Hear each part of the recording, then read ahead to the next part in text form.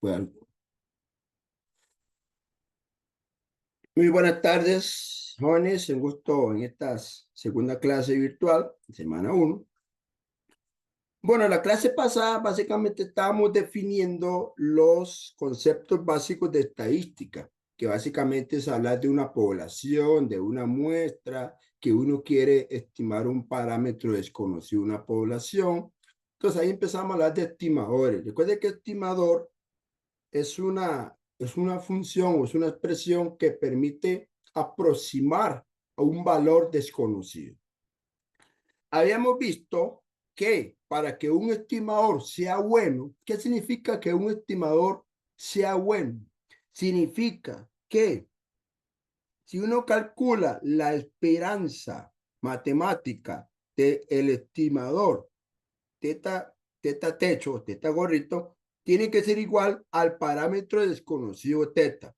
Recuerde que teta es un parámetro de una población que no conozco, mientras que teta gorrito o teta techo es un estimador que uno propone, que sí conoce a partir de la muestra para estimar ese parámetro teta.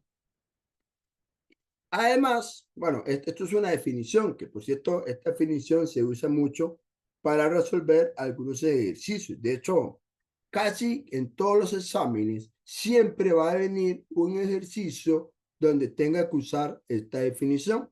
Así que esta definición no me la expresen porque va a ser bastante útil en ciertos ejercicios. Además, vimos lo que se llama el estimador más eficiente. ¿Qué significa el estimador más eficiente? Supongamos que yo tengo un estimador teta 1 y un estimador teta 2 gorrito, que ambos sean insesgados, ¿ok?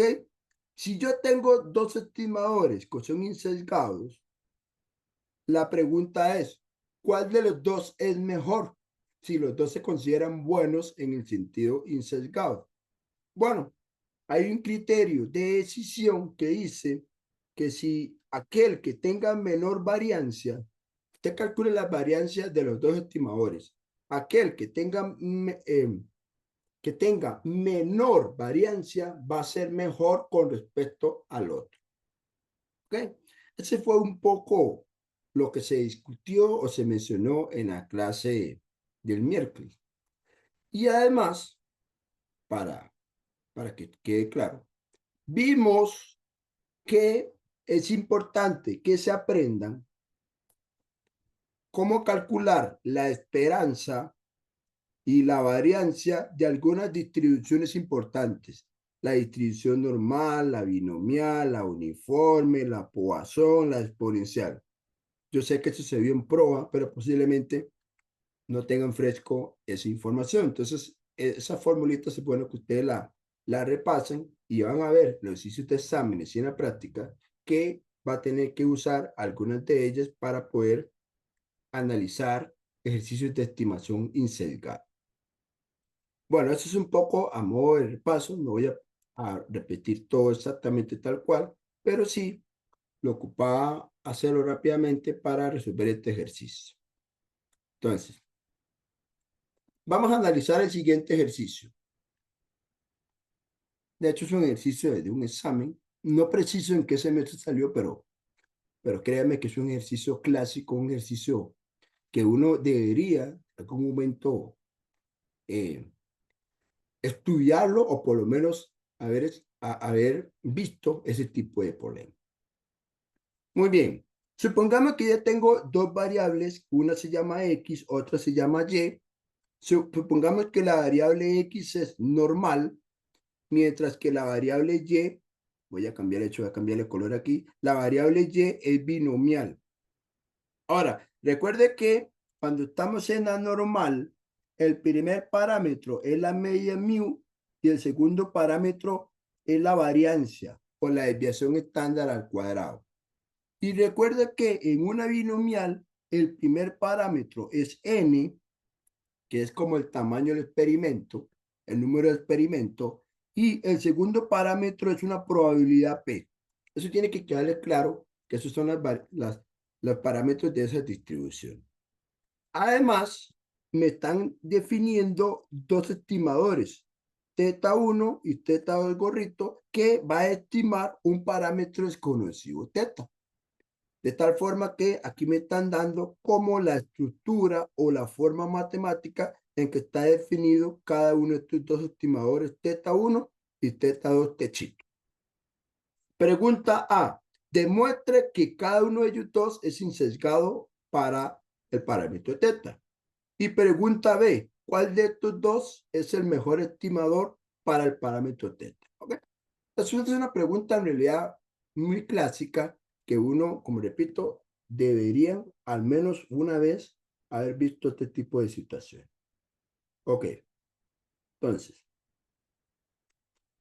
para probar que algo es insesgado, para probar que es insesgado, ¿qué hay que probar? ¿Alguien me puede recordar qué tengo que hacer para probar que es insesgado? ¿Qué hago? Creo que había que probar que, bueno, que la esperanza de el estimador de teta sea igual a teta. Exactamente, que la esperanza de teta techito tiene que ser igual al parámetro teta. Es correcto. Entonces vamos a hacer dos cálculos. Vamos a calcular primero la esperanza de teta 1 techito. ¿Cómo se calcula la esperanza teta 1 techito? Bueno, usando la fórmula de teta 1. ¿Quién es la fórmula de teta 1? Aquí está arriba. Es esta fracción. Entonces ustedes ponen aquí x menos 4y dividido entre 2 y a esto hay que aplicarle la esperanza. Bueno, la clase pasada también es un repaso de las propiedades de la esperanza. O, claramente tienen que aprenderlo o recordarlo. Vea que aquí tengo un medio. Este 2 es un medio. Lo puedo sacar fuera de la esperanza por una propiedad que me permite hacer eso. Vea que la esperanza me queda una resta. Hay una propiedad que dice que si yo tengo restas de variables aleatorias, esa esperanza se puede ver como la esperanza del primero menos la esperanza de inclusive. Este 4, a ver, si ustedes quieren ganar tiempo, este 4 puede salir, puede salir de la esperanza de Y por una propiedad de esperanza. Esto póngalo en paréntesis porque esta cosa está multiplicado por un medio al frente. ¿Ok?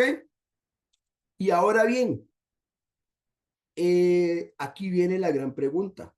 Profesor, ¿quién es la esperanza de X y quién es la esperanza de Y? Bueno, eso tuvimos que haberlo calculado en un inicio, pero lo dejé ahí pendiente. Ok, vamos a ver. De hecho, lo voy a hacer aquí mismo. ¿Cómo se calcula la esperanza de una variable que es normal? Es mu. ¿Quién es mu? Si usted ve aquí, mu vale 3 teta. Entonces, la esperanza de X es la media de la normal. Y la media normal, según me dicen, es 3 teta. Vamos bien ahí. ¿Cuál es la esperanza de una binomial? La esperanza de una binomial es n por p. Es decir, hay que multiplicar teta por un cuarto. Eso me da un cuarto de teta. Entonces vea que la esperanza la calculé usando las fórmulas de esperanza, la distribución normal y binomial. Entonces, estas dos cantidades es lo que voy a sustituir aquí y aquí. Entonces sería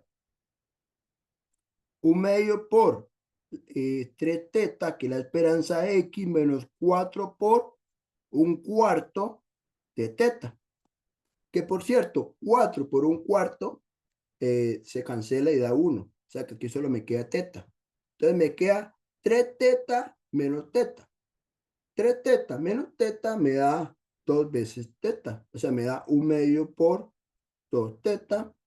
Y si cancelo este 2 que está arriba con un desde abajo, ¿a qué estoy llegando? Estoy llegando exactamente a teta. ¿Qué es lo que quería llegar? Queremos llegar siempre a teta para decir que es ensesgado. Por lo tanto, yo puedo decir aquí como un check, indicándole, esta es pura vida. Voy a hacer lo mismo con el otro estimador. Entonces, decimos acá, la esperanza de teta 2 techito. ¿Cuál es la fórmula de teta 2? X sobre 6 más 2 veces Y. Esa es la fórmula. Entonces ponemos aquí X sobre 6 más 2 veces Y. Primero, si aquí tengo una suma en una esperanza, se puede separar en dos partes. En la esperanza de la primera expresión más la esperanza de la segunda expresión. Recuerde que la constante un sexto y el 2 puede salir fuera de la esperanza. Entonces me queda un sexto de la esperanza de X más 2 veces la esperanza de Y. Y bueno, la esperanza de X había dicho que vale 3 tetas, porque eso lo calculamos al inicio. Bueno, lo puse al inicio, no lo hice al inicio, está en el inicio del documento. Y la esperanza, bueno, al inicio del ejercicio. Y la esperanza Y es un cuarto de teta. ¿Ok? Entonces, si hacemos las sustituciones respectivas, nos da un sexto por 3 teta más 2 por un cuarto por teta. Si ustedes meten en el cálculo un sexto por 6, perdón, un sexto por 3, o sea, si usted hace esta cuenta en el cálculo, la cálculo le tiene que dar la mitad de 1, o sea, un medio. Da igual aquí. 2 multiplicado por un cuarto da la mitad de 1, es decir, un medio. Y un medio más un medio me da un 1 completo, o sea, me da teta. En resumen, ¿qué estamos probando? Estamos probando que los dos estamos llegando como resultado final el parámetro teta, que esa es la definición de insesgadez. Por lo tanto, conclusión, teta 1, techito, y teta 2, techito, son insesgados. Bueno, son estimadores insesgados. ¿Ok? Cada vez que un examen le diga a usted, pruebe que es un sesgado, usted tiene que hacer ese esquema. Ese es el esquema estándar para verificar insesgado. ¿Ok? Esa es la parte A. Si alguien tiene alguna duda, pues puede aprovechar este momento para levantar la mano o activar el micrófono y evacuar su duda.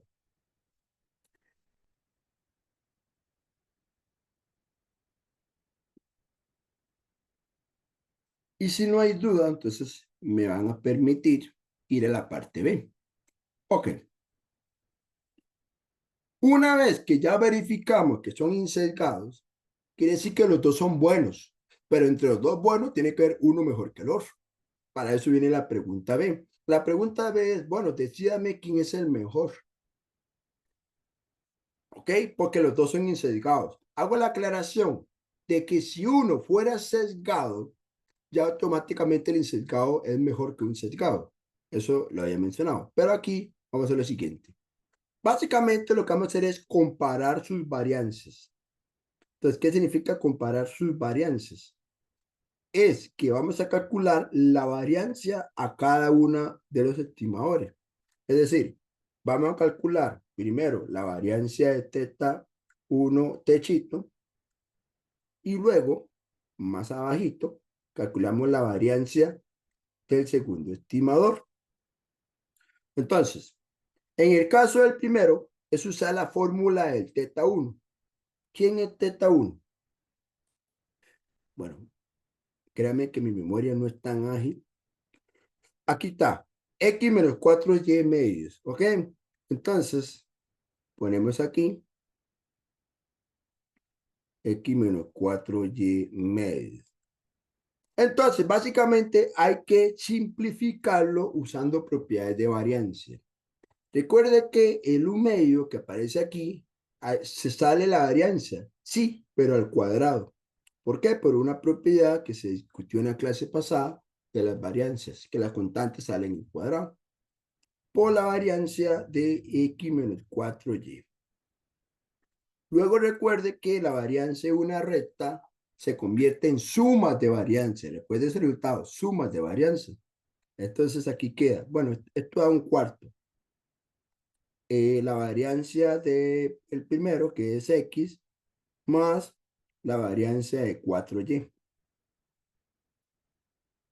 ¿Y qué pasa con este 4? Es un número. Y si yo tengo un número, ¿cómo sale fuera de la variancia? Al cuadrado, por una propiedad de las varianzas. Entonces, finalmente ustedes llegan a esto. La variancia de X, 4 a la 2, que es 16, por la variancia de Y. Ok. No sé si voy quedando claro ahí. No sé si eh, voy bien con esa idea, ¿verdad? Obviamente, como tiene las fórmulas esas de varianza, pues uno debería irlo repasando, ¿verdad? Pero es lo que básicamente se está aplicando.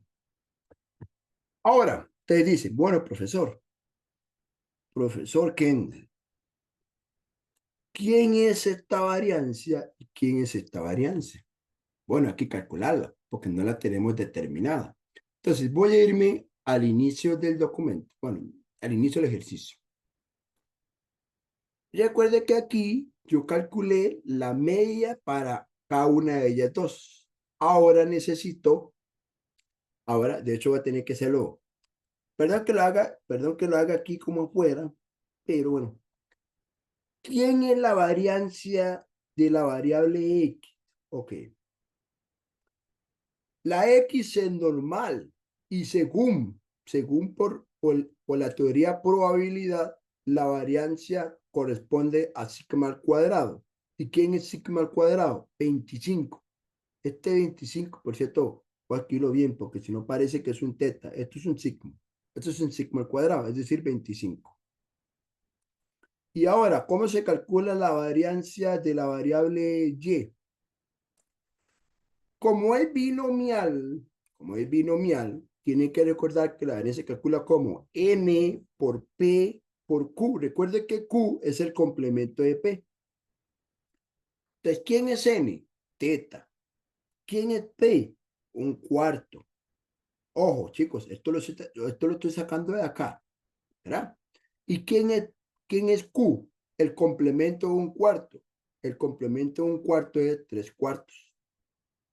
Ahora, eso lo hacen ustedes en cálculo, ¿verdad? Yo no voy a meterme en cálculo porque eso simplemente es restarle cuál es la diferencia de 1, 4, 3, y aquí sale. Ahora multiplico 3 por 1, 3, 4 por 4 es 16. Quiere decir que la varianza vale 3/16 de teta. ¿Ok? Repito, esos son fórmulas. ¿Ok?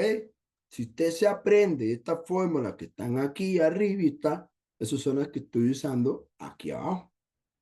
Muy bien. Ya tengo la fórmula, ya tengo cuánto vale la variancia de X, que es 25. Y ya sé cuánto vale la variancia de Y, que es 3/16 de teta. ¿Ok? Entonces, esos valores es lo que voy a sustituir aquí abajo. Aquí. Entonces sería un cuarto, aquí es 25, ¿verdad? 25 más 16 por 3/16 teta. Se recomienda simplificarlo, porque al fin y al cabo usted quiere compararlo. Usted quiere compararlo. Entonces, ¿cómo se simplifica? Mato este 16 y entonces hay varias opciones de simplificarlo. Usted puede distribuir este un cuarto por 25 y este un cuarto por el 3. Entonces finalmente le queda 25 cuartos más 3 cuartos de teta. Vamos a dejarlo ahí para ahora calcular el segundo caso, que es la variancia de teta 2. Entonces, ¿quién es teta 2? Teta 2 sería, de hecho aquí lo tengo, x sextos más 2y. Entonces, sería aquí x sextos más 2y. De hecho, voy a tener que ampliar aquí la página. Déjeme. Déjeme hacer aquí una observación, vean. Eh, aquí va a ser esto. Vean. No me voy a habilitar una página nueva. Es que no me sirve moverlo porque este ejercicio lo hicimos en la clase pasada. Perdón, chicos. Vamos a ver. Simplemente me salí involuntariamente aquí. Ok, ok, va a ser esto. Eso no me salí, me sacó el sistema, que es distinto. Aquí abro una página nueva. Ok. Este ejercicio, que por cierto lo hicimos en la clase pasada, ya le voy a decir por qué lo tengo escrito otra vez. Ok, entonces, bueno, ni modo, chicos. Vea que me sacó el sistema y no me guardó lo último. Pero yo sí me acuerdo cómo había quedado aquí. Aquí había quedado un cuarto más 25 más 16 por 3 sobre 16 teta. Habíamos dicho aquí que este 16 se cancela con este 16 y había propuesto que distribuyeran un cuarto por 25 y un cuarto por 3. Eso fue lo que habíamos hecho antes de que se me reseteara el archivo. Entonces sería aquí 25 cuartos más 3 cuartos de teta. Dejémoslo ahí por mientras. ¿Ok? Ahora bien, en el caso del segundo, voy a hacer otra vez el ejercicio aquí. X sextos más 2y. Vea que esto es un ejercicio bastante completo, por eso es que tiene bastantes cosas que hacer. Y separamos la variancia en sumas. Recuerde que la variancia sí se puede separar en sumas, ¿verdad?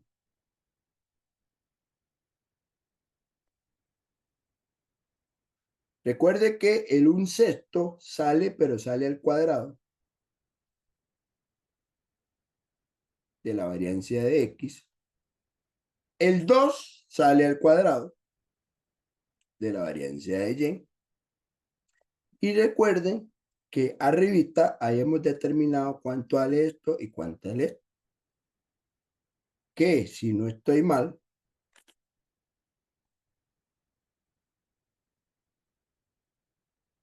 25 y, ok, aquí era 3,16 de T, ok.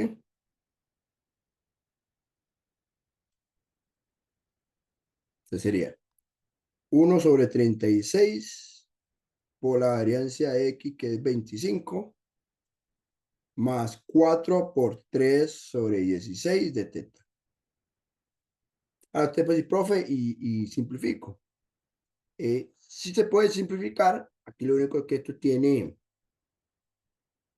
digamos, aquí puedo sacar bueno, puedo dejarlo así o puedo simplificarlo. Ahora aquí será 4 por 3, ok, aquí queda 3 cuartos de teta y 25, eso tiene la quinta, ok, vamos a ver si tiene quinta esto.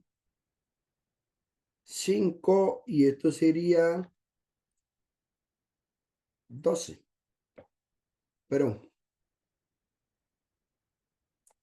no, no tiene quinta. 25 salen 36.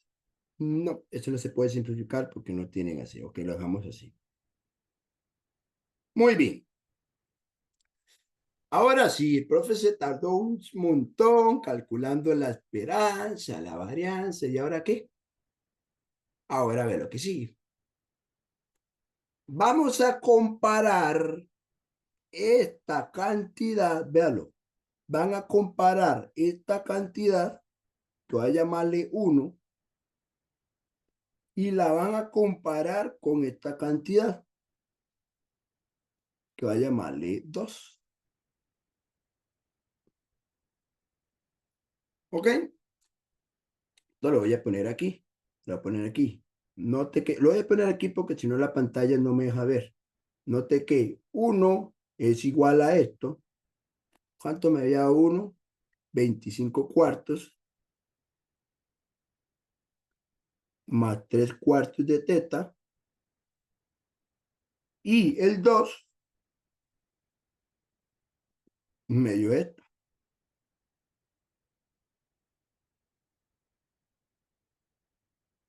¿Ok? ¿Alguien me puede decir quién es más pequeño que quién? ¿O este más pequeño o este más grande? ¿Alguien me puede decir cómo? O sea, piénsalo, no es difícil, no es difícil saber quién es más pequeño que quién. El uno es más grande que el 2. El uno es más grande que el 2. Yo puse 25 cuartos. Sí, es correcto, compañero. El uno es más grande que el 2. Y uno se pregunta, bueno, ¿y por qué, profesor? Hay varias razones.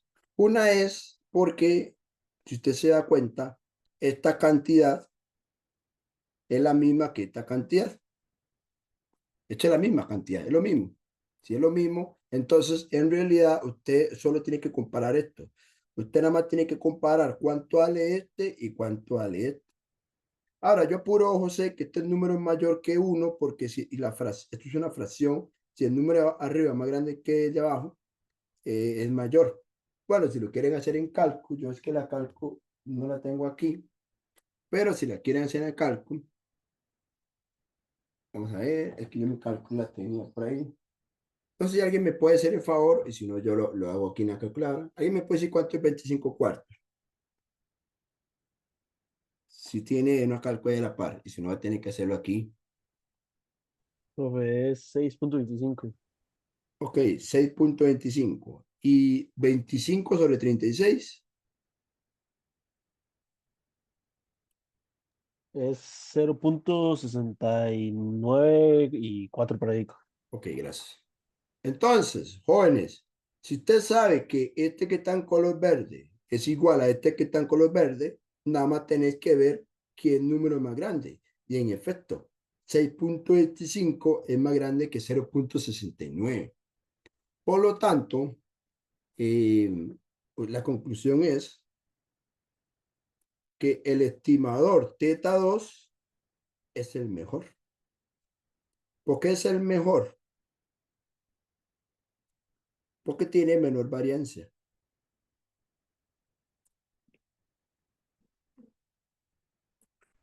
Así es como se resuelve este ejercicio, que me ha salido un parcial hace un tiempo. Así. Ahora, aquí uno puede decir, pero ¿quién es teta? En realidad no interesa. Ahora, uno puede decir que teta es positivo. No porque todos los tetas sean positivos. Eso es porque yo desde arriba puedo notar que es positivo. ¿Cómo hace uno para saber que teta es positivo? Si la pregunta no me lo hice.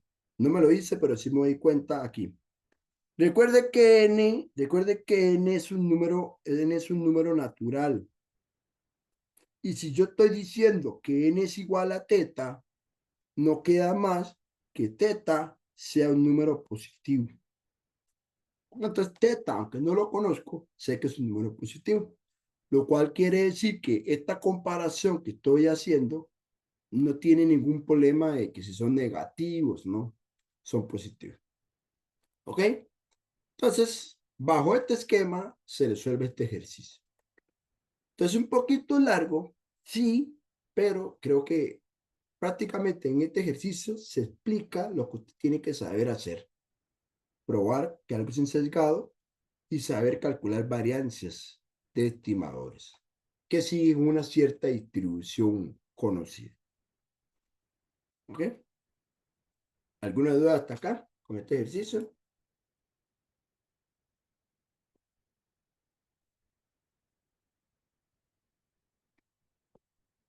No sé si me entienden la idea general. Ok. Entonces, en realidad ya terminamos el tema estimadores sin sesgado. Ahora, usted se pregunta, bueno, ¿y por qué el profesor entonces está poniendo el segundo ejercicio de este tema de la clase pasada? Bueno, es que un compañero me hizo una observación una mañana de que había un error mío en, el error consistió en que cuando yo lo resolví en la clase pasada, ¿qué fue el error que yo cometí? Que esta acá no la puse aquí. En la clase pasada pasó esto. Yo tenía esta acá, porque yo simplemente yo lo que hice fue simplemente lo que hice fue, mira, decir, la esperanza X vale k teta y la esperanza Y vale 0.25. Y el compañero me dijo, profesor, pero yo creo que usted se lo olvidó una K aquí. Y en efecto, yo olvidé una K aquí. Entonces, como yo olvidé esa K, hacía que la respuesta no era la correcta. Entonces, en realidad fue un error muy infantil de mi parte haber dejado la K aquí. Pero lo demás es igual, porque si uno llega a hacer esto igual a teta, y ya después uno cuando igual a teta, cancela teta y queda la casa. Lo que cambiaba era el valor de K que se encontró en la clase pasada. Entonces le recomiendo, y hecho que me gusta que quede grabado aquí, que estoy poniendo la solución correcta del ejercicio 2, que fue que se hizo en la clase pasada. ¿Ok? Entonces, es un error muy infantil, pero es mejor corregirlo eh, para que luego no genere esa idea de que esa K se tiene que eliminar, no, esa K no se puede eliminar, simplemente no la copié, ¿ok?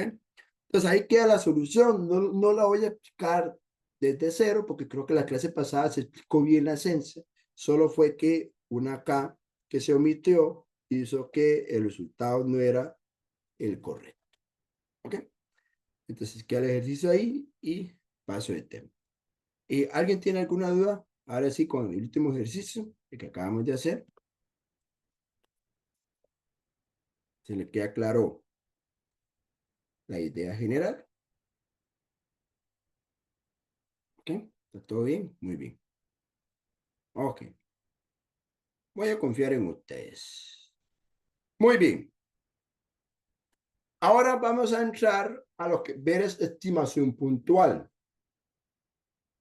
Básicamente consiste en lo siguiente. Ya todos saben que yo tengo un parámetro teta que no conozco. ¿Por qué no conozco? Porque es una población. Sin embargo, es posible encontrar un teta pico de tal forma que ese teta pico,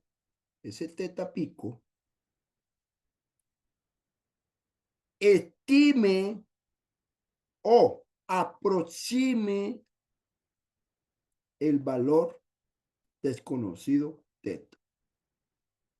Por ejemplo, ¿cuáles son estimadores puntuales por excelencia en estadística? Vamos a ver. Recuerde que mu es la media poblacional. Sigma al cuadrado, variancia poblacional. P es la proporción poblacional. ¿Ok? Lo voy a poner aquí, aunque yo ya lo había indicado, pero bueno, voy a ser muy decoroso por ser la primera semana de repetir esta idea, pero recuerde que el primero es básicamente un promedio poblacional. Eso se lo tienen que ustedes ir aprendiendo una vez en adelante. Luego, esto es una variancia poblacional. El que sigue, recuerde que la desviación estándar es aplicarle la raíz cuadrada a la varianza, es una desviación estándar poblacional. Y el último es una probabilidad, es una proporción poblacional. Claramente, estos primeros cuatro yo no los conozco, pero sí puedo tener un estimador puntual. ¿Qué es un estimador puntual? Una forma de aproximarla. Yo la aproximo con X barra, con S al cuadrado, con S o con una P pico. Que por cierto, estos tienen fórmulas. Esta es la suma de todos los datos de la muestra entre N. Esta es la suma del dato menos la media anterior, todo al cuadrado, dividido entre n-1. Y esto es casos favorables entre casos totales. Ahora, estas fórmulas tienen que aprendérselas. No realmente, porque para efectos de calcular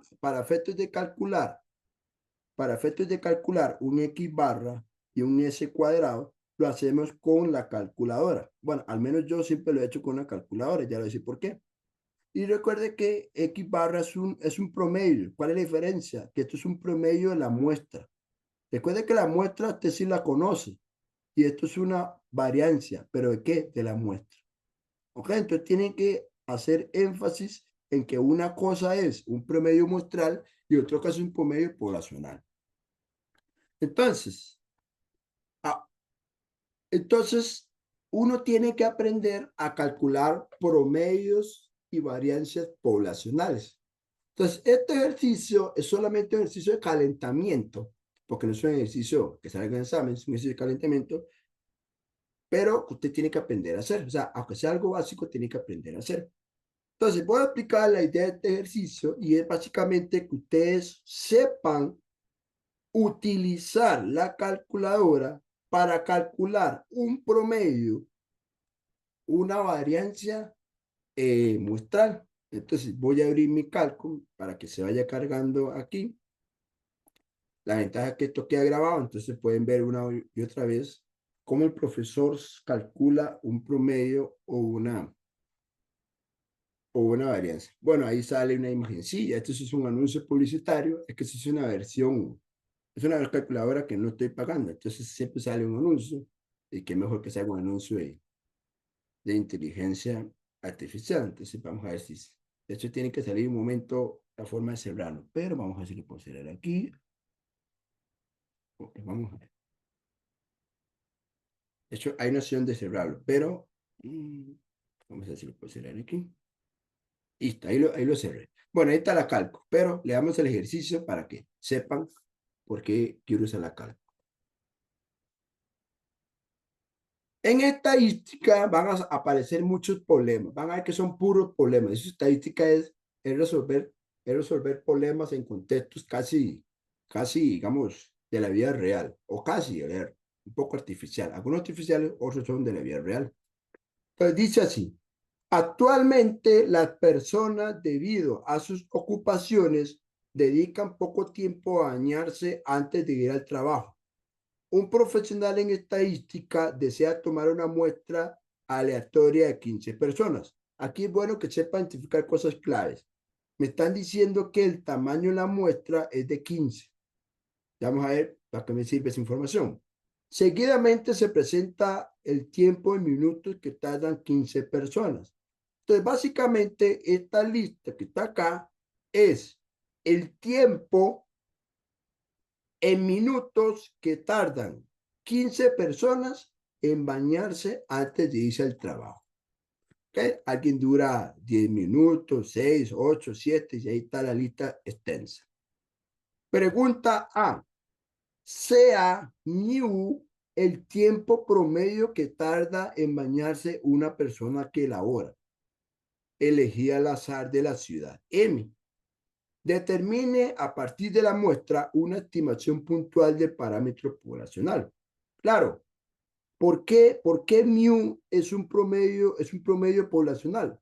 Porque está diciendo que son todas las personas de la ciudad M. Aquí no tengo el total de personas de la ciudad M, sino que tengo 15 personas de esa ciudad. ¿Ok? Por lo tanto, este mu es poblacional. Pregunta 2. Sea sigma al cuadrado la variancia del tiempo que tarda en bañarse una persona que labora elegida al azar de la ciudad M. Determine a partir de la muestra una estimación puntual. Aquí la pregunta rápida que quiero que sepan hacer es cómo encontrar una estimación puntual para una media poblacional y cómo encontrar una estimación puntual para parámetro sigma al cuadrado. En realidad es muy sencillo. ¿Qué es lo que hay que hacer? ¿Alguien me puede decir cómo respondo a la pregunta A y cómo respondo a la pregunta B? ¿Cómo encuentro una estimación para la media mu y cómo encuentro una estimación para la variancia sigma al cuadrado?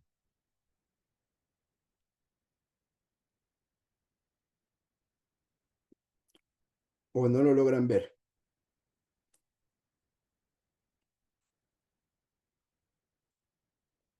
Ok, muy sencillo. X barra, el promedio muestral, es una estimación puntual de mu. Ojo, puntual significa que es un número, pues significa puntual. Luego vamos a ver que se puede intermar por intervalos. Puntual significa un solo número, un número fijo. Y en el caso de la pregunta B, que lo voy a poner un poquito más abajo, en este caso, S cuadrado es una estimación puntual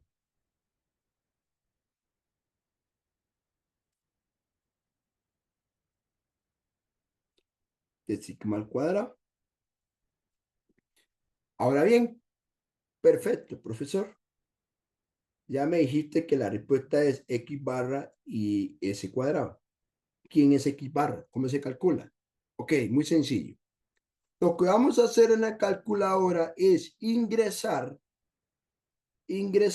esta lista. ¿Cómo se ingresa esa lista en la calculadora? Bueno, yo nada más, aquí tengo una hoja, de hecho estoy tomando aquí una hoja a la par, es que nada más quiero anotarlo, porque si me salgo de la pantalla, obviamente no me voy a acordar todos los números. Entonces, nada más voy a acordarme aquí de los números, lo voy a copiar yo aquí a la par rápidamente, para explicarle cómo esto se puede calcular rápidamente en la calculadora. Ahora, si alguien no quiere hacer a mano, pues utilice las fórmulas que mostré más arriba, pero no tiene sentido de gastar tiempo en algo que la calculadora lo hace un poco más fácil que si yo lo hiciera manualmente. Entonces, van a ir a la calco. Y la versión que yo tengo es esta. Hay una versión más nueva, pero tiene básicamente las mismas funciones. Van a elegir el modo estadístico. De hecho, el modo estadístico aparece ahí como un histograma. Este dibujito que aparece es un histograma. Eligen igual y aparecen varias opciones. Ahí aparecen muchas opciones. Luego vamos a ver todas ellas. Todas ellas se van a ver. Pues de momento elegimos la una. La que hice una variable. Ok, elegimos la opción 1. Básicamente nos tira una tablita de esa forma. Entonces, en cada casilla vamos a ingresar cada dato que tenemos. Entonces ponemos 10, le damos igual, 6, 8, 7, 10, 11, 15, 20, 17, 17, 16, 5, 12, 8 y 9. ¿Ok? De hecho, ahí me doy cuenta que llegó hasta la casilla 15, porque la 16 está vacía. Y yo generalmente lo que hago es darle igual o darle AC. Uno le da AC y uno parece que se borró, pero en realidad eso está guardado en la memoria. Ahora bien, vamos a ver si me acuerdo cómo se activa eso, ¿verdad? Uno le da aquí, vamos a ver. Vamos a ver si eligiendo aquí Shift, menú. Ok, no, elegimos. Ok, vamos a elegir OPTN. Shift, OPTN. O si no, Shift, Cal. Ok, creo que aquí no tiene la misma opción. Vamos a ver, vamos a ver. Y si no, voy a tener que buscar mi calco. Vamos a ver si la logro recordar. Vamos a ver. Es de mentira, pero se me olvidó aquí cómo tiene las opciones. Veamos a ver. Vamos a ver, necesito mi calco. Aunque ustedes no lo crean, necesito mi calco. Ok, ya encontré mi calco. Disculpe, ya lo encontré. Ok. Aunque ustedes no lo crean, yo tengo mi calco aquí. Vamos a ver, voy a hacer lo mismo que quería explicarle. Ok, ya tengo aquí los datos, ok. Ahora bien, vamos a ver. Ok, ya ahora sí. Listo. Era muy sencillo, me estaba complicando la vida, jóvenes. Ve lo que voy a hacer aquí. Nada más era tocar este botón. Este de aquí. La opción que hice OPTN. OPTN significa opciones. Vamos a elegir esa tecla, ¿ok? Entonces, si elegimos esa tecla, nos dice ahí seleccionar tipo, 2, cálculos de variable, 3, la data lo que ingresamos. Seleccionamos la opción 2. Cuando ingresamos la opción 2, Vea que la primera opción es X barra. Las otras dos son sumas. Y hasta la última aparece S cuadrado de X. Ok, entonces voy a tomar una captura a esta imagen, a esta parte de acá, para que vean que esta información es la que yo ocupo de momento, porque hay más información que yo puedo analizar aquí. Entonces, voy a poner aquí esta imagen. Ok, de hecho la imagen tengo que, la imagen es esta. Ok, entonces, ¿qué gano yo con la cálculo? Muy fácil. La primera línea es el promedio muestral. Y la última línea es la variancia muestral. Quiere decir que entonces una estimación puntual quiere decir que mu pico, ¿quién es mu pico? X barra. ¿Y quién es X barra? 11.4. Claro, si usted lo quiere leer, significa minutos, porque el problema habla de minutos. Mientras que aquí, en el caso del segundo, aquí sería, ¿quién es una estimación para la variancia? Sería S cuadrado, que es 20.97. Voy a poner 4 decimales, y esto se pone en minutos cuadrados. La varianza se pone en minutos cuadrados. Es simplemente notación. Ok, entonces, lo que le quiero decir es que la cálculo es una herramienta para calcular el promedio o la variancia de una forma relativamente rápida. Claro, si la cantidad de datos es muy grande, uno puede tardar, pero se puede resolver relativamente fácil ahí. Estoy claro con ese uso de la cálculo. Eso es una parte que quiero, digamos, mencionarles como que sepan hacerlo bien. Ok. ¿Alguna duda hasta acá, chicos?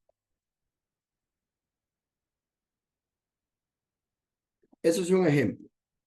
El otro ejemplo, ahí viene un teorema que ya ahorita, de hecho tengo un espacio porque quiero hacer una demostración ahí, para que ustedes sepan cómo se demuestran unas cositas ahí, que aunque usted no lo crea, a veces es útil que sepan esas ideas porque hay ejercicios que usan algunas ideas de los teoremas.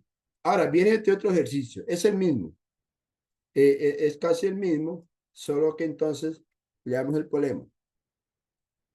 Actualmente las personas, debido a sus ocupaciones, dedican poco tiempo a bañarse, o que está bien. Aquí viene lo nuevo. Un médico señala que una persona se baña en un tiempo saludable si tarda al menos 15 minutos. Seguidamente se presenta el tiempo en minutos que tardan 15 personas. Ok, básicamente es la misma lista. De hecho, si no estoy mal, es exactamente la misma lista. Ok. Ahora, ¿qué hice? Sea P la proporción de personas de la ciudad M que tardan un tiempo saludable en bañarse. Determine a partir de la muestra una estimación puntual de parámetro P. Ok.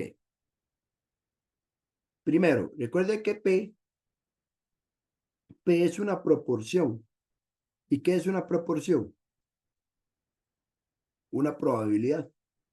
P es una proporción que lo que representa es una probabilidad. ¿Ok? ¿Qué es una probabilidad? Bueno, una probabilidad o un porcentaje. Recuerden que una probabilidad está entre 0 y 1, un porcentaje está entre 0 y 100. Son equivalentes. ¿Ok?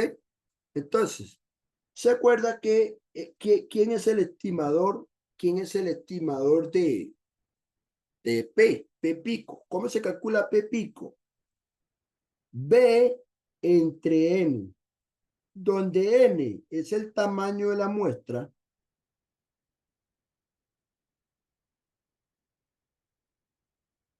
y B es el número de éxitos, es el número de éxitos que cumplen la condición. Ahora, ¿cuál condición? En este caso, la condición es que se bañe en un tiempo saludable. Esto es una pregunta de prueba, esto es una pregunta de prueba básica. ¿Alguien me puede decir cómo encuentro esta probabilidad? B entre N con estos números. A ver, alguien que me dé una respuesta. O sea, si saben cómo calcular probabilidades, ¿verdad? Van a contar la cantidad de éxitos que hay aquí entre el total de la lista. Por lo menos yo sé que son 15 personas, porque son 15. De esas 15, ¿cuántos hay exitosos?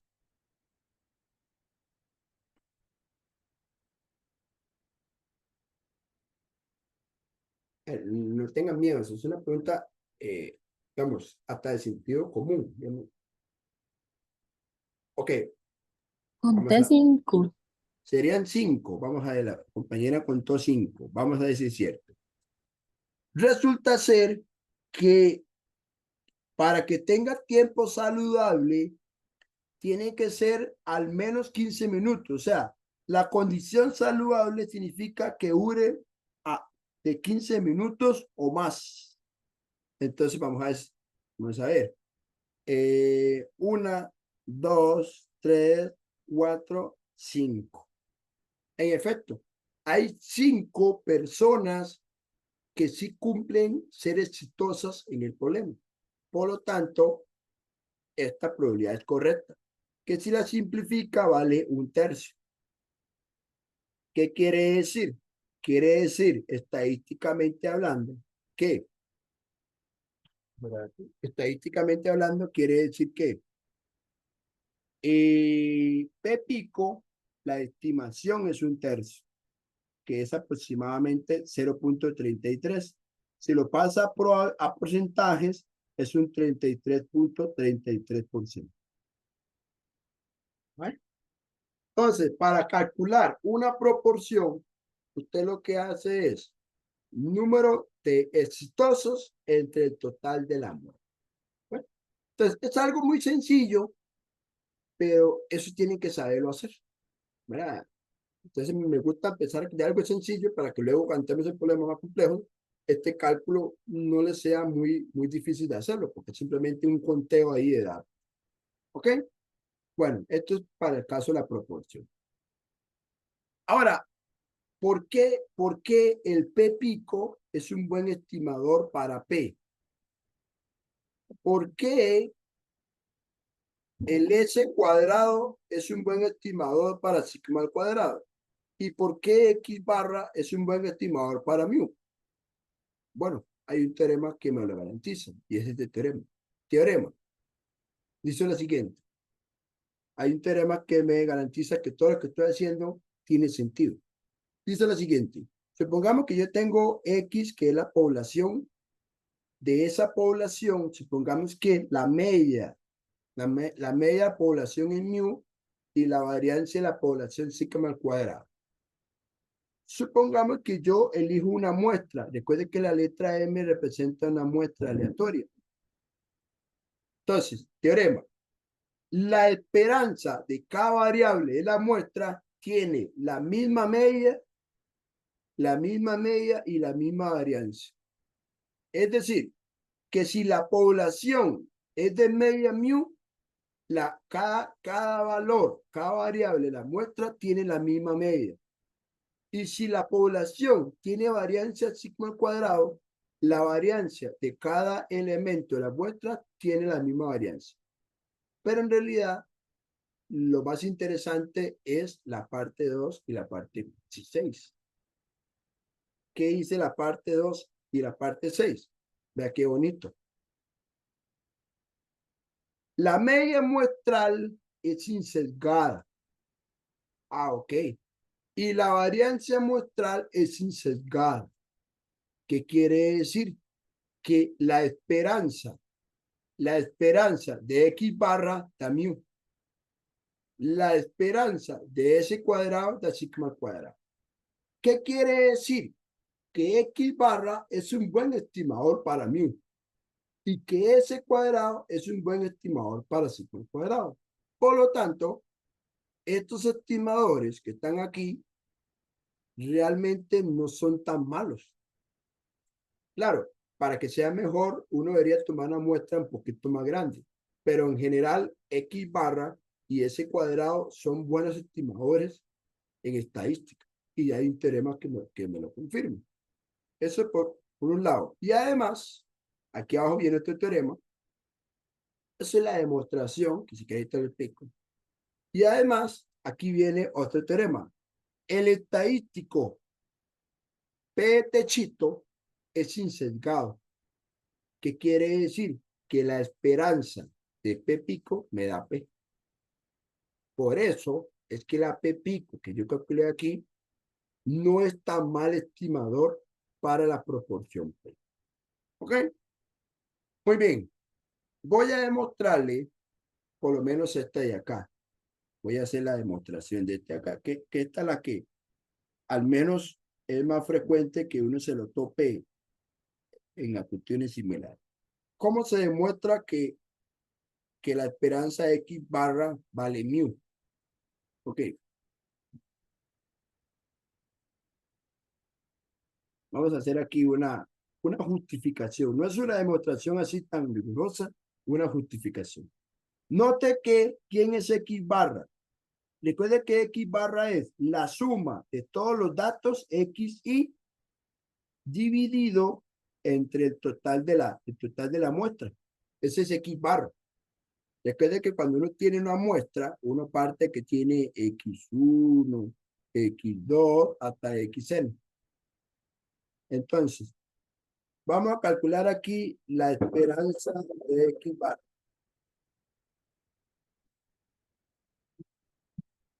¿Sí? Vamos a calcular la esperanza de X bar. Es decir, vamos a calcular la esperanza de la suma de los XY dividido entre N. Nada más dame un toquecito aquí.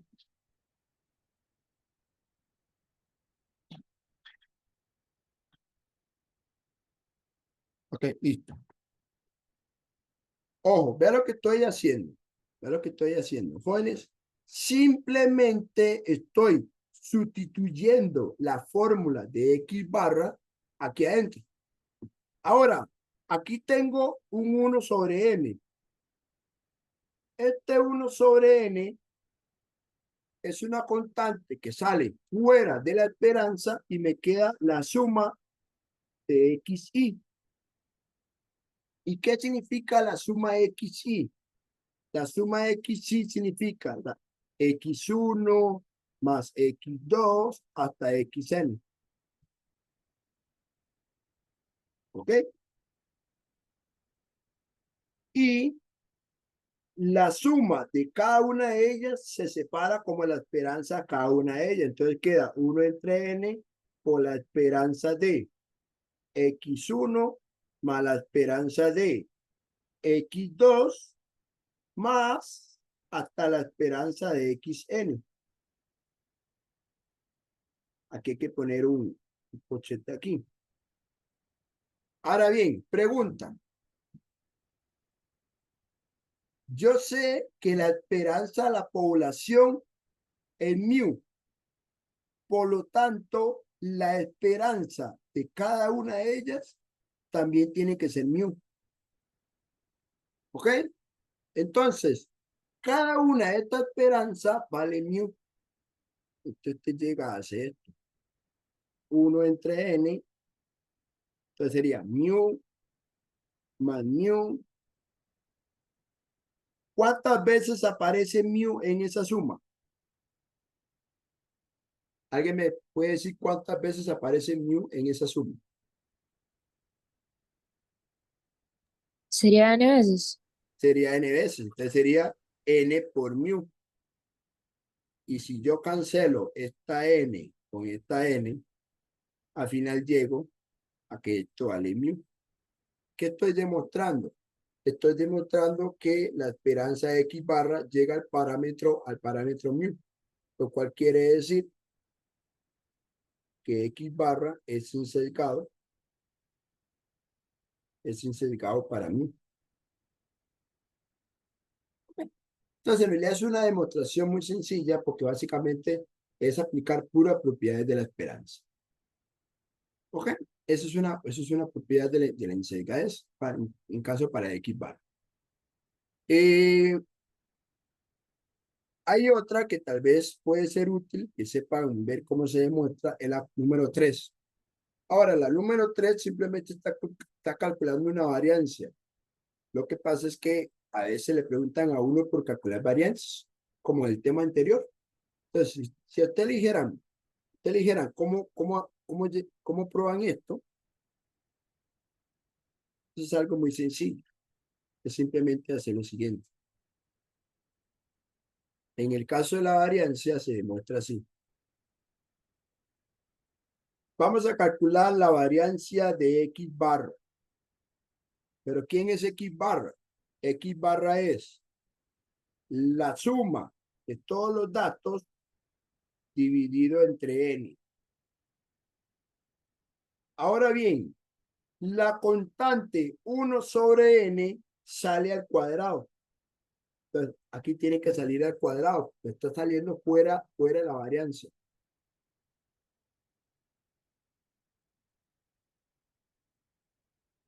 ¿Okay? ¿Y qué significa la suma de las xy? Significa la variancia de x1 más x2 hasta xn.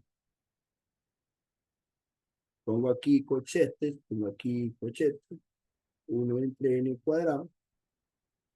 Y si la variancia de la población es sigma al cuadrado, entonces la variancia de cada xy, de que xy es una observación de la muestra. Xy es una observación de la muestra, ¿verdad? También tiene que ser sigma al cuadrado, lo cual quiere decir que voy a separar esto en puras varianzas de cada una de ellas. Entonces sería 1 sobre n cuadrado, la variancia del primero más la variancia del segundo, y así sucesivamente. Y como yo sé que cada variancia vale sigma al cuadrado, esto sería 1 sobre n cuadrado por sigma al cuadrado más sigma al cuadrado hasta sigma al cuadrado. Pregunta, ¿cuántas veces aparece sigma al cuadrado en una suma? ¿Cuántas veces aparece sigma al cuadrado en una suma?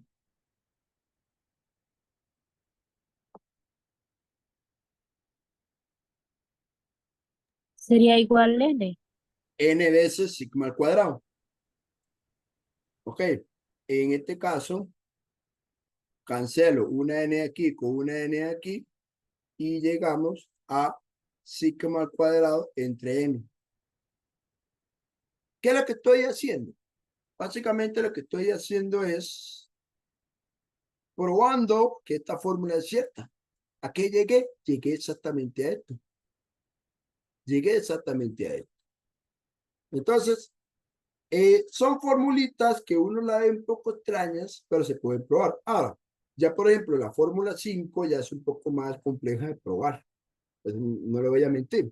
Obviamente yo esto no hago la demostración, pero hay algunas que sí son básicas, que sí se pueden explicar en clases, para que ustedes tengan esa idea de que esas cositas sí se pueden manejar, que no es difícil, simplemente de tener claro ciertas cositas, ciertas definiciones ahí.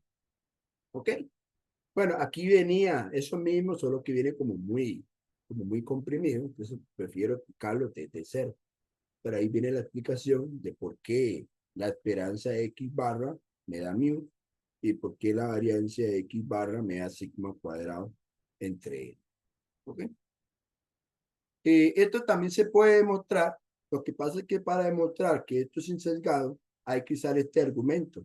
Hay que decir que la variable B es una variable binomial. Eso significa que es binomial. O sea, esta variable B es binomial. Entonces, como es binomial, entonces te dice, mira, profesor, ¿cómo calculo la esperanza de P pico? Ah, bueno, eso es la esperanza de B entre N. Recuerde que N es un número, entonces yo puedo sacar 1 sobre N fuera la esperanza de B. Pero resulta ser que como B es binomial, la esperanza a veces se calcula como N por P. Entonces cambiamos esto por N por P, cancelamos la N y al final nos da que esto vale P, que es justamente lo que es cierto. La esperanza de P pico me da P, lo cual quiere decir matemáticamente que P pico es un sesgado para P. ¿Ok? Entonces, esta parte que estoy explicando puede ser un poco teórica, pero eso es lo que permite justificar que lo que estamos haciendo tiene sentido. ¿Verdad? O sea, todo lo que estoy mostrando aquí tiene sentido. Entonces, todo eso se puede mostrar. Lo que pasa es que el curso no va para meterse muy profundo en eso, pero sí me gusta como darle algunas ideas. Mira, esto se puede probar así y así. Entonces, son detallitos ahí que por lo menos sepan que sí tiene su justificación formal. Bueno, aquí brincamos a esta parte. Entonces, ¿qué concluimos ya finalmente? Ya para pasar de cambiar de tema a intervalos de confianza. ¿Cuál es la conclusión que llegamos ya de todo esto? La conclusión que llegamos es X barra es un buen estimador para mu. Esa es la conclusión que llegamos. 2. S cuadrado es un buen estimador para sigma al cuadrado. Perfecto. Y P pico es un buen estimador para P. Entonces uno dice, bueno, ya está todo solucionado. ¿Qué más tengo que estudiar? Bueno, aquí hay un pequeño problema. El pequeño problema es que cuando uno calcula este tipo de estimaciones, no se puede saber qué tan cierto es que el número que encontremos sea muy probable. Recuerde que la palabra verosimilitud significa qué tan cierto es. Es decir, alguien me puede decir qué tan cierto es que el 1/3 realmente se aproxima bien al parámetro P desconocido. O sea, no sabemos con qué grado de probabilidad esta información es correcta. Si esto es correcto al 90%, 80%, ¿ok? Entonces, encontrar solamente el numerito y decir que este numerito estima a otro número no es tan confiable. Entonces, como no es tan confiable, necesitamos irnos un poquito más allá. ¿Qué significa irnos un poquito más allá? Significa hacer esto. Vean. Supongamos que yo quiero estimar teta. ¿Ok? Pero en vez de estimar por un número, vamos a estimarlo con un intervalo. Esto es un intervalo, esto es un intervalo, esto es un intervalo y esto es un intervalo. Entonces vamos a hacer una estimación, pero no puntual, sino por intervalo. ¿Y por qué por intervalos? Porque claramente un intervalo tiene un mayor rango de alcance. De hecho, a veces un intervalo puede tener valor. Por ejemplo, ¿qué pasa con este intervalo? Este intervalo no tiene. O sea que, como puede intervalos buenos, puede intervalos que realmente no son muy buenos. ¿Ok? Entonces la idea es la siguiente. La idea es construirnos intervalos de extremos aleatorios, pero con un cierto grado de confiabilidad. ¿Qué significa confiabilidad? Que yo ya le meto una probabilidad. Entonces, ahora hay que meterle una probabilidad. Entonces, yo necesito calcular un intervalo de confianza o una cierta probabilidad. ¿Qué significa probabilidad? A que al 80%, A que al 90%, ¿ok? A que al 95%. O sea, ¿qué significa 95%? Ya le explica qué significa 80, 90, 95%. Entonces, básicamente es lo siguiente. Aquí, lo que vamos a hacer es lo siguiente. Voy a partir de que tengo un estimador insesgado. Y a partir de ese estimador insesgado, vamos a estimar el parámetro teta con un intervalo. Este intervalo es de la forma teta inf, teta sub. Es decir, lo que vamos a hacer es hallar lo que se llama aquí un intervalo de confianza. Este intervalo, este es el valor mínimo y este es el valor máximo.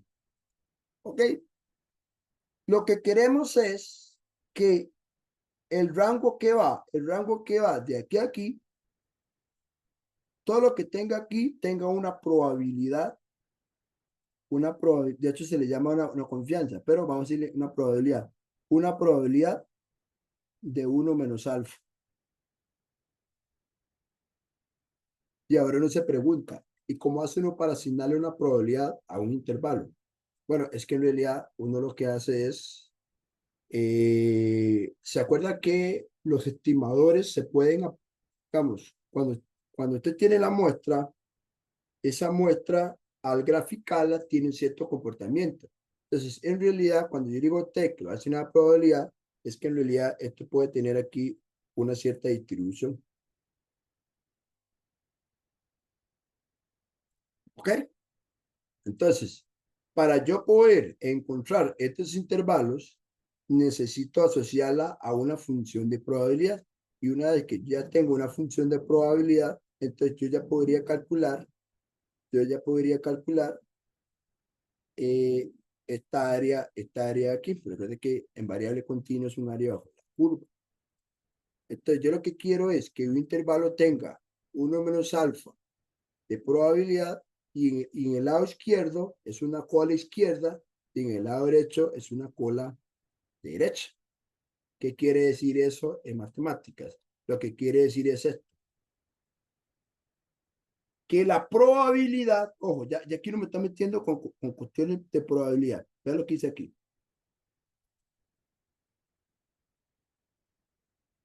La probabilidad de que el parámetro a estimar esté en el intervalo de teta inf a teta sub es exactamente 1 menos alfa por ciento. ¿Ok? Entonces yo lo que quiero es que este valor realmente se encuentre acá, tenga una probabilidad de 1 menos alfa. Entonces, uno dice lo siguiente. Si yo les digo a ustedes, mira, quiero una probabilidad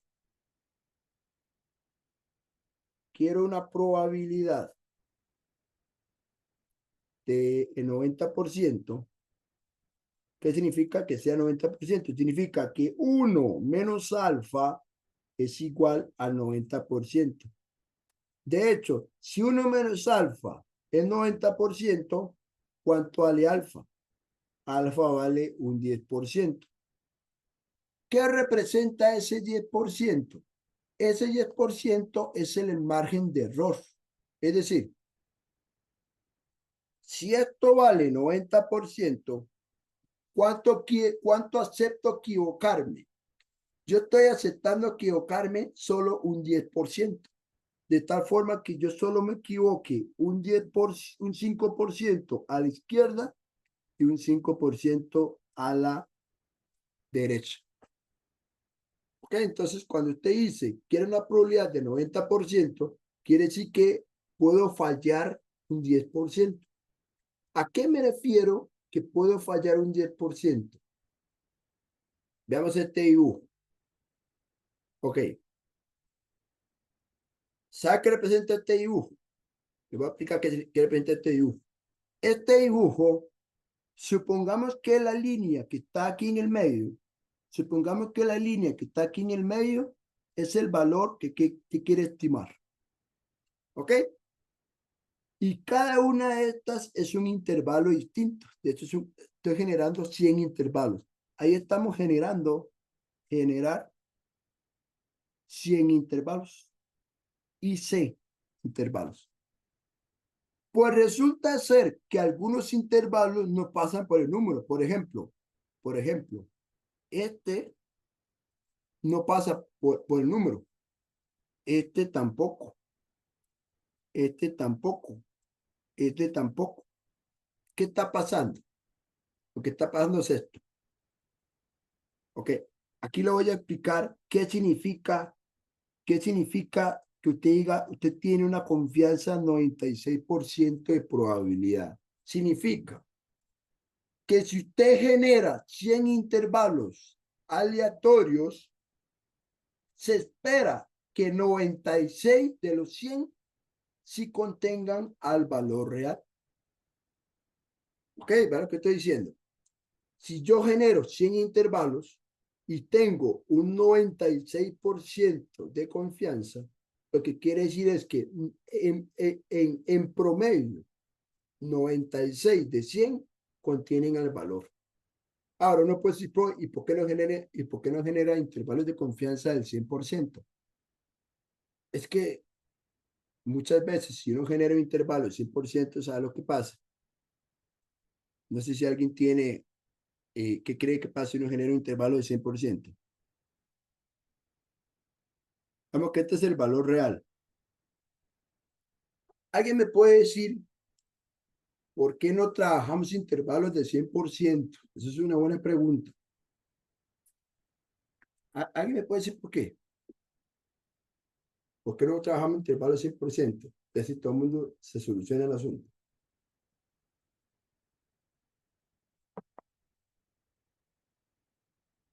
¿Qué es lo que pasa? Lo que pasa es lo siguiente. Digamos, el problema es que entre más grande sea un intervalo, perdón, entre más grande sea la confianza, el intervalo que usted va a construir es realmente muy grande. Entonces, puede pasar que si usted construye un intervalo de 100%, prácticamente está metiendo a todo mundo. Y no tiene sentido que usted genere un intervalo donde casi toda la recta numérica o números muy grandes estén. O sea, lo que quiere decir es que una recta con mucha confianza es poca precisa. Es poca precisa.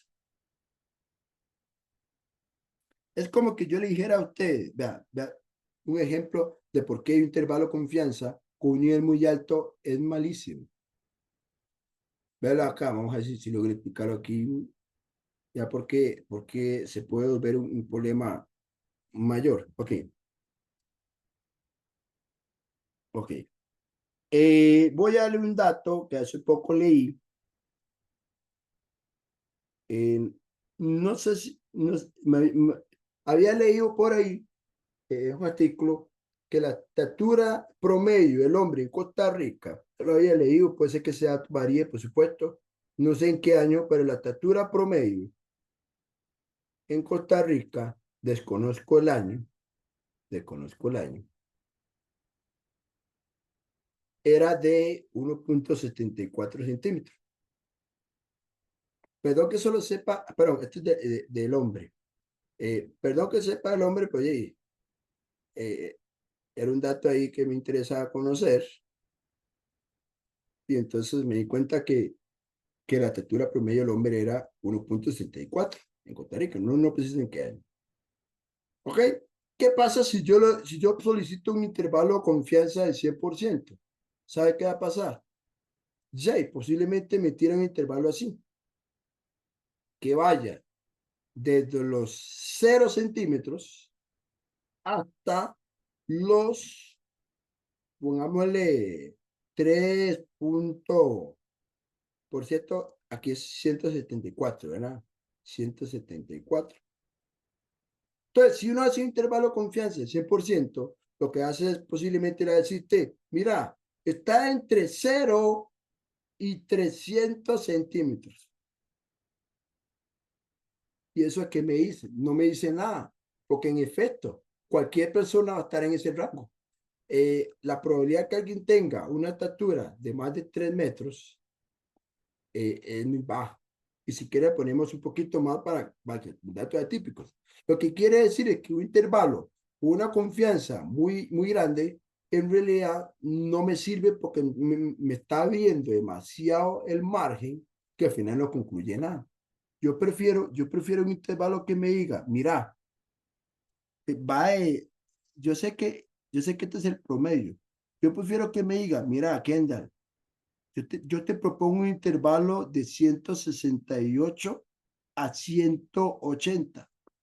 Eso me parece más útil. Es más útil que a mí me diga, Kendall, el promedio de la estatura del hombre en Costa Rica en un cierto año es de 160, varía desde 168 a 180, a que a mí me diga, no, mira, varía de 0 a 300. Eso no me dice nada. ¿Cuál es el precio a pagar? Que posiblemente este intervalo no sea del 100%, posiblemente sea un 90%, bueno, un 80%. ¿Ok? Esa es la razón de por qué los intervalos de 100% a veces no tiene sentido, porque abarca casi que toda la posibilidad. Entonces, para que quede claro, vamos a trabajar con intervalos de 1 menos alfa 100%. ¿Ok? Em, Finalmente, ¿qué pasa cuando tengo un intervalo? Muy bien, cuando yo tengo un intervalo, vamos a tener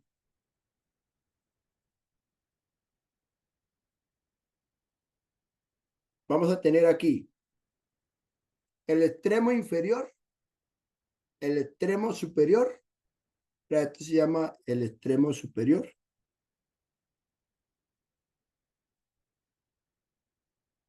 este es el extremo inferior, y por lo tanto, todo intervalo tiene que tener algo que se llama el centro. Entonces, el centro del intervalo y la distancia que hay del centro a los extremos, de aquí para acá, se llama el radio. ¿Ok? Entonces, ¿cuál es la idea con los intervalos de confianza? Que eso aparece ya en el folleto 2. En el folleto 2 es donde ya vemos los ejemplos específicos de intervalos de confianza. Aquí es una cuestión meramente de que sepan la parte conceptual. Y, por cierto, ¿cómo se calcula el centro? El centro tiene esta fórmula. La fórmula del centro es extremo inferior más extremo superior entre 2. Si usted promedia los extremos, obviamente da el centro. Y el radio, para calcular el radio o el error, usted agarra el extremo superior, le resta el extremo inferior y lo divide entre 2. Es una buena formulita que nos puede servir. Entonces, para concluir un poco aquí, vamos a ver. Ok, entonces yo tengo aquí una estimación puntual.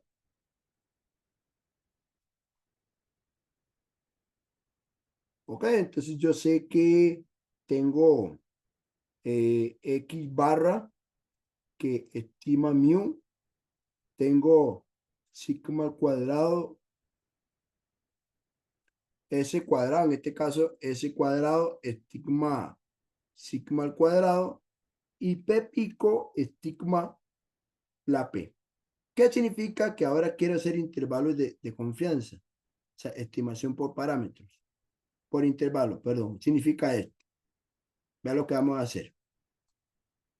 Por ejemplo, en el caso de la media, vamos a hacer esto. Vamos a poner aquí un intervalo. El centro, ¿quién va a ser el centro del intervalo? La estimación puntual. Y le voy a sumar aquí un error y le voy a restar aquí un error.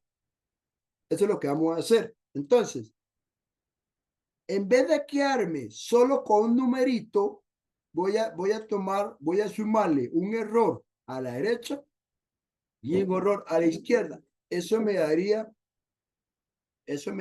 un IC un IC para mí.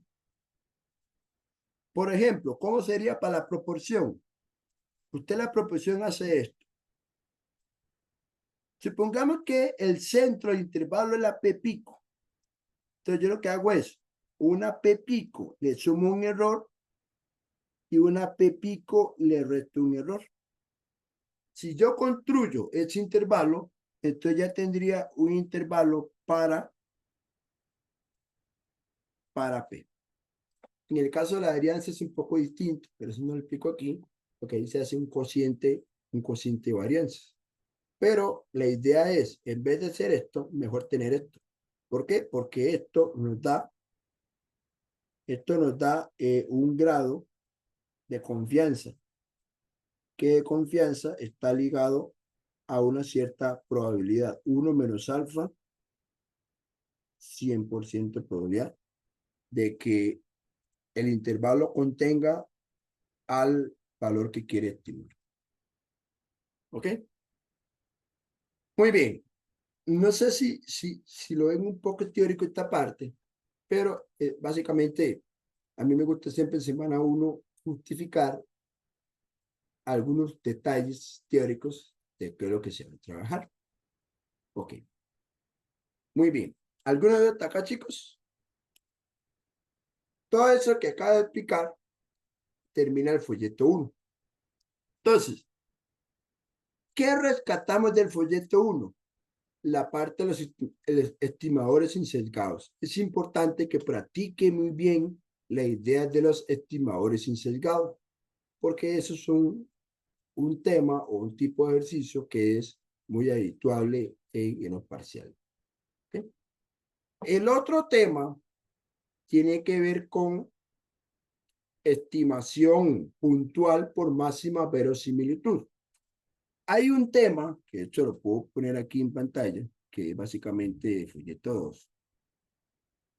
El otro tema importante es el tema 2, estimación puntual por máxima verosimilitud. El detalle es que para encontrar una máxima verosimilitud se recurre a lo que se llama a una función verosimilitud, pero esta función verosimilitud hay que encontrar el máximo.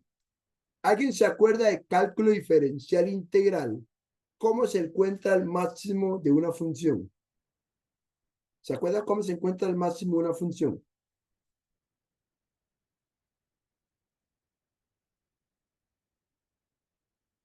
¿Alguien me puede decir cómo se encuentra el máximo de una función? ¿Ok? Calculando la primera derivada de la función e igualándola a cero. Es decir, para el siguiente tema que vamos a estudiar, necesitamos calcular ciertas derivadas. Por eso es que en el folleto 2 no empieza con este tema, sino que empieza con un repasito de la parte de derivadas.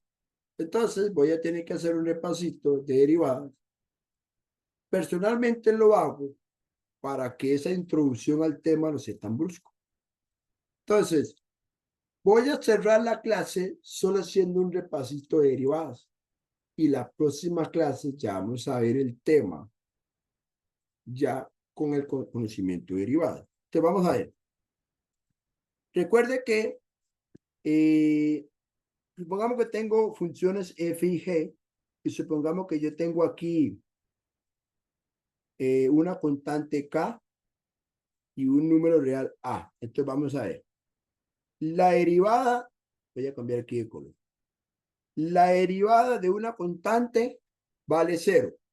La derivada de la variable x vale 1. La derivada de x a la n es baja el exponente y resta 1 en el exponente. La derivada de e a la x es ella misma. La derivada del logaritmo x, 1 sobre x. La derivada de una exponencial. Recuerde que esto significa una exponencial. Esto básicamente está diciendo es una exponencial de base a. Esto es una exponencial de base a. La derivada de una exponencial de base A es a la X logaritmo de A. La derivada de 1 sobre X menos un X cuadrado. La derivada de raíz cuadrada, 1 sobre 2 raíz de X. Y otras propiedades que son útiles es, por ejemplo, ¿qué pasa si uno tiene una constante aquí? Déjeme cambiar aquí. De hecho, no me di cuenta en qué momento se me cambió la paleta, pero esto es nada más de arrastrarlo aquí. Pero, démoslo aquí, y aquí ya debería aparecer. Bueno, es lo mismo. Resulta ser que si yo tengo aquí una constante, la derivada de una constante por una función se mantiene en la constante y se deriva la función. Ahora tenemos la regla del producto. ¿Se acuerdan la regla del producto? La regla del producto lo que dice es la derivada del primero por el segundo sin derivar más el primero sin derivar por la derivada del segundo. Eso es lo que se conoce como la regla del producto.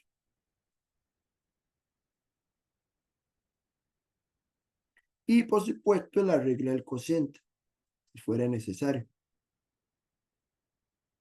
La regla del cociente. La regla del cociente es la derivada de arriba por el de abajo sin derivar menos, aquí se pone menos, aquí se pone más, aquí se pone menos, f sin derivar por la derivada del denominador por el denominador al cuadrado. Bueno, estas son algunas reglas de derivación que yo considero que deberían recordarlas o aprenderlas en el caso de cada uno de ustedes. Ahora, ¿qué significa la derivación logarítmica? Yo no sé si esto lo tuvieron en cálculo o no, porque a veces lo estudian, a veces no lo estudian, entonces al final uno tiene que casi que explicarlo desde cero. Resulta ser que cuando usted quiere derivar una función, cuando usted quiere derivar una función que tenga muchos productos o cocientes de muchas expresiones, es mejor aplicar logaritmo y luego derivar.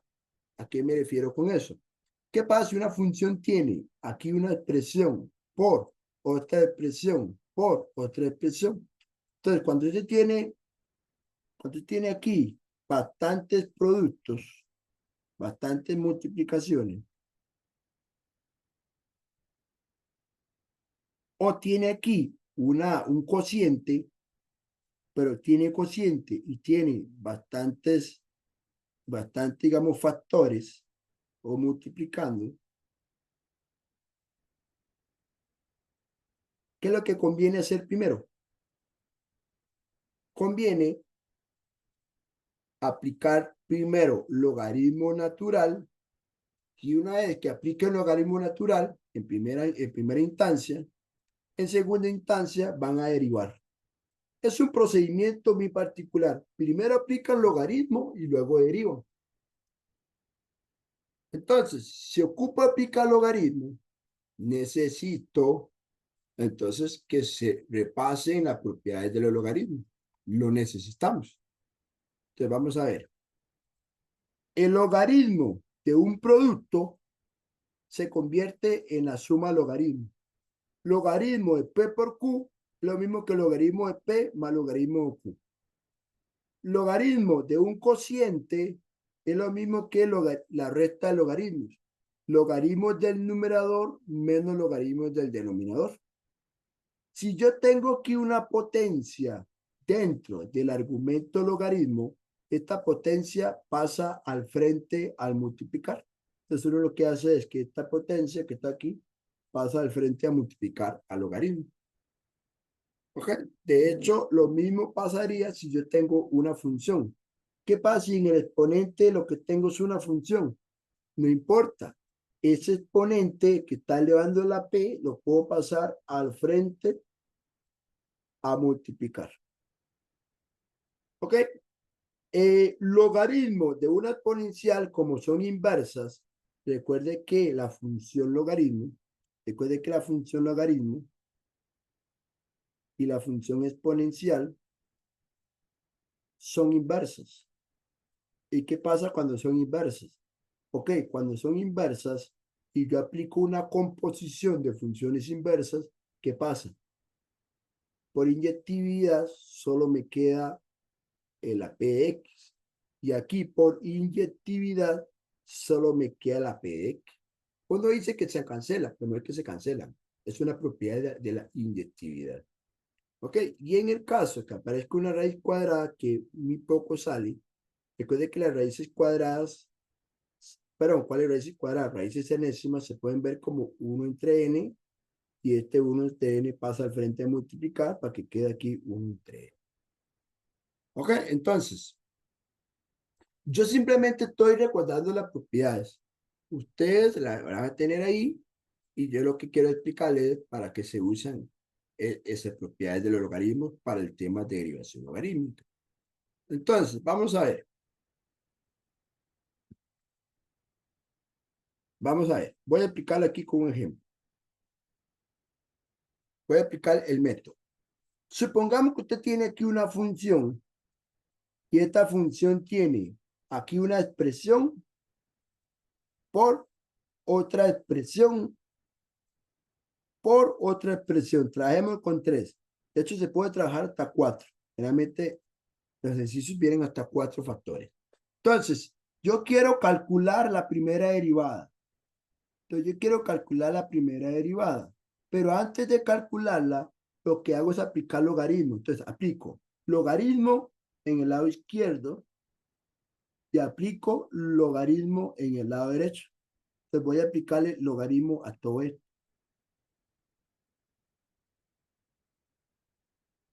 Ese es el primer paso, aplicar logaritmo en ambos lados. Pero en el lado derecho hay que aplicar la propiedad logaritmo de un producto, que el logaritmo de un producto se convierte en sumas de logaritmo. Logaritmo de P más logaritmo de Q más logaritmo de R más logaritmo de T.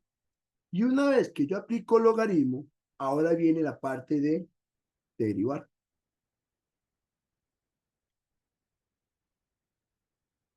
¿Y cómo se deriva cuando tiene logaritmo? Usando esta fórmula. Yo quiero calcular la derivada de esto. ¿Cómo se deriva un logaritmo? Recuerde que la derivada de x es 1 sobre x. Pero ¿qué pasa si en vez de x tengo una función? Si en vez de x tengo una función sería 1 sobre f y aplico regla a la cadena, la derivada lo de adentro. Esto que está aquí, ¿por qué aparece? ¿Por qué aparece la derivada de lo de adentro del logaritmo? Por la regla de la cadena. Regla de la cadena. Entonces recuerden la fórmula. 1 entre lo que está en su logaritmo por la derivada de lo que está en su logaritmo. Así es como uno calcula la derivada. Quiere decir que si yo quiero calcular esto, esto sería 1 entre f por la derivada de lo que está dentro. ¿Cómo calculo el logaritmo de p?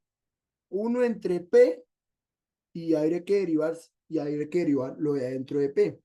Bueno, lo de adentro del logaritmo. 1 entre q por la derivada de q, 1 entre r por la derivada de r y 1 entre t por la derivada de t'. ¿Ok? Entonces, por ejemplo, si yo quiero calcular la derivada de esto, es mejor hacerlo por derivación logarítmica. Porque aquí tengo 1, 2 y 3 términos. ¿Qué pasa con un cociente? ¿Ok? Aquí yo tengo 1, aquí hay un por, 2 y aquí hay 3 términos. Ahora usted puede decir, pero esto no se puede calcular con la regla de producto. Sí, pero si no la regla de producto triple. Usted sabe que existe una regla de producto triple, que es la derivada del primero por sus dos sin derivar. Existe una regla, pero esto es mejor hacerlo por derivación logarítmica. ¿Ok? Entonces, la idea es aplicar logaritmo. Entonces, Voy a explicarle cómo se calcula la derivada de esto. Para que vayan a casita y sepan, mira, el profesor hoy me enseñó cómo se deriva mediante logaritmo. Entonces, vean lo que van a hacer ustedes. Es muy sencillo. Sin embargo, prefiero explicarlo hoy para que la próxima semana entremos de una vez con materia estadística usando esta herramienta. Entonces, te hizo lo siguiente. Primer paso. Aplicar logaritmo natural. Usted te hace, mira, voy a aplicar logaritmo de la función f de z igual a logaritmo de z al cubo por e a la 2x por 5 a la z. Por cierto, aquí yo cometí un error y el error mío, ¿sabe qué fue? Que aquí donde dice x es una z. Es que la variable es z. Aquí la variable es z. Ok, ahí aplico logaritmo. Ahora, como aquí tengo productos, separo en sumas de logaritmo. Entonces sería logaritmo de z a la 3. Voy a poner aquí z a la 3. Más logaritmo de e a la 2z más logaritmo de 5 a la z. Pero además, como aquí tengo un exponente y aquí tengo un exponente, recuerde que los exponentes pasan al frente del logaritmo. Entonces puedo poner 3 logaritmo de z. Y en el caso del último, paso el z al frente del logaritmo de 5. ¿Y qué pasa con el del medio? El del medio, como aparece el logaritmo y aparece la exponencial, que son inversas, se omite y queda 2z. Entonces, ya aquí lo he simplificado un poquito para que a la hora de derivar no me sea difícil derivarlo. Uno siempre busca derivar algo sencillo y no derivar expresiones muy complejas. Ahora bien, una vez que ustedes llegan a esto,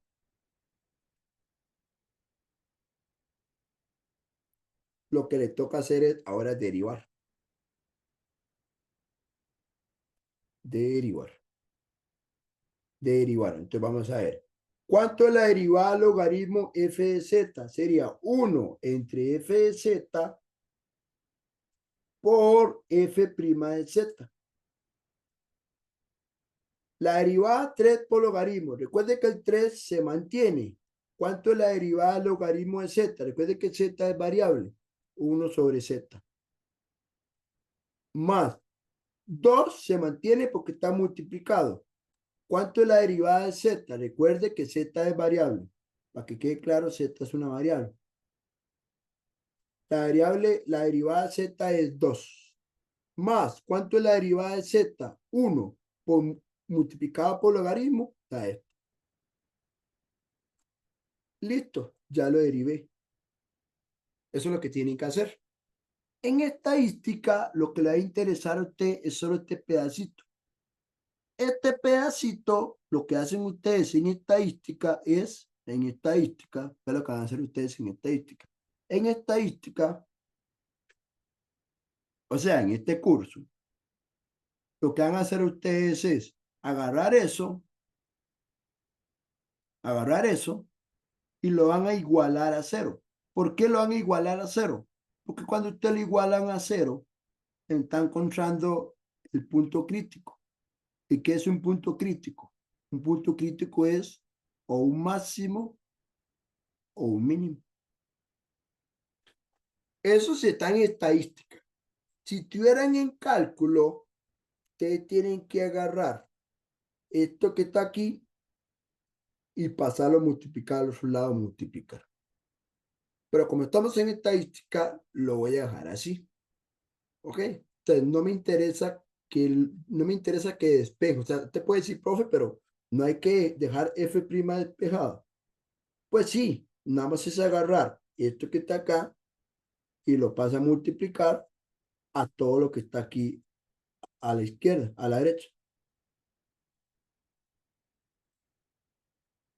Lo que pasa es que el calcular una derivada es una herramienta para nosotros para poder hallar el punto crítico.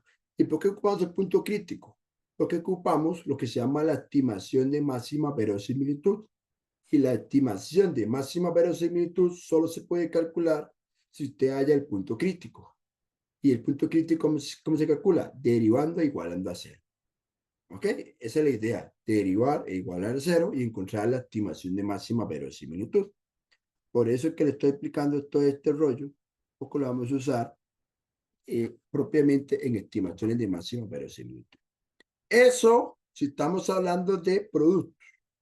A veces salen ejercicios como este, donde tenemos cocientes.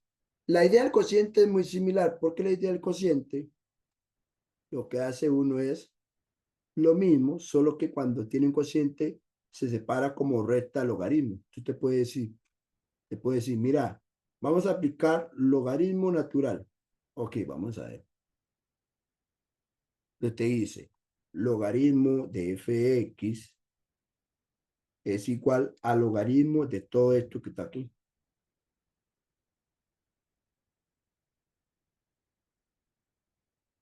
2x más 4 por e a la menos x cuadrado entre 2x más 3. ¿Ok?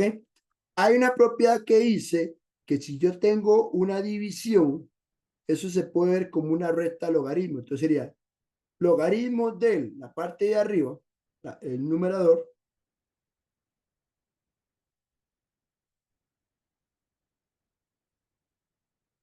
menos el logaritmo de la parte de abajo.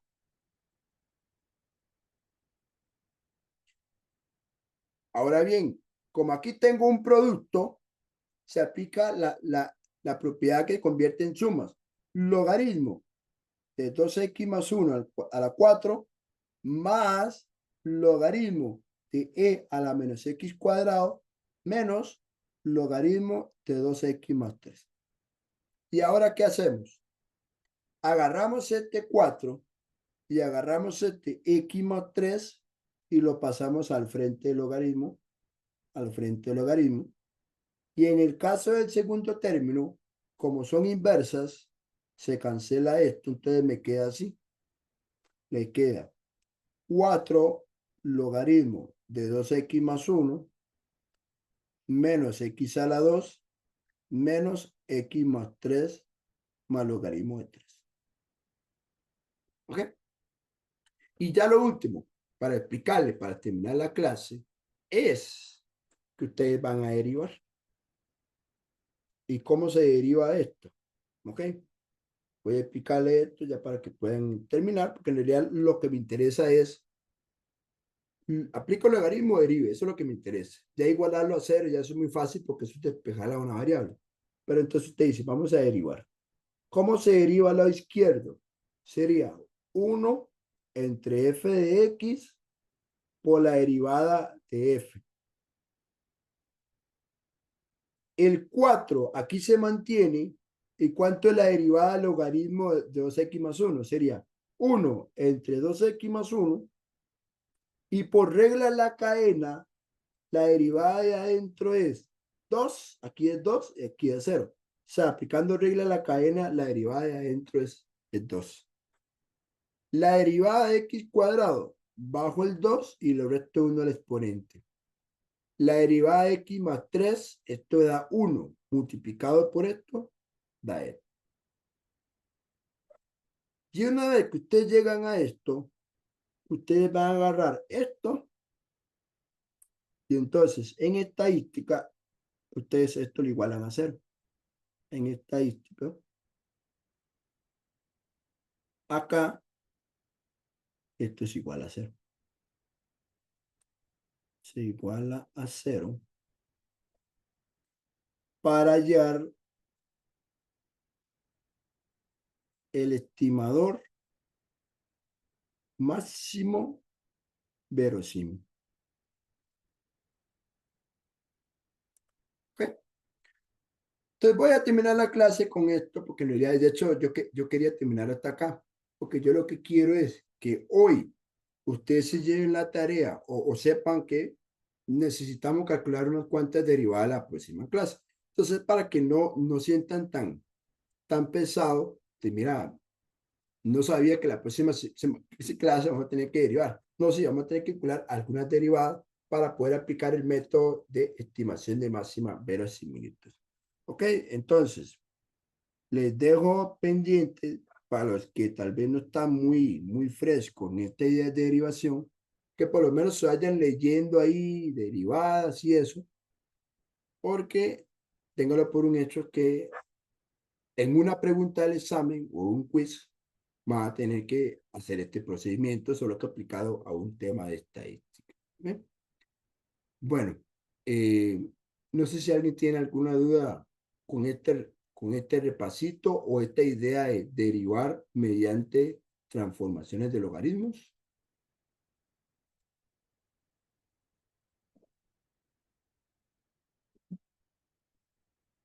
De No mi sé si- parte, todo bien, profe.